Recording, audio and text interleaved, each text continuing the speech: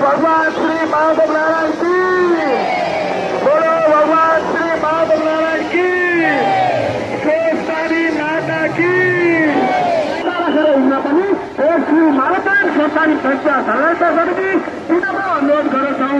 Jay Shri मारपायण, Jay Shri मारपायण, Jay Shri मारपायण।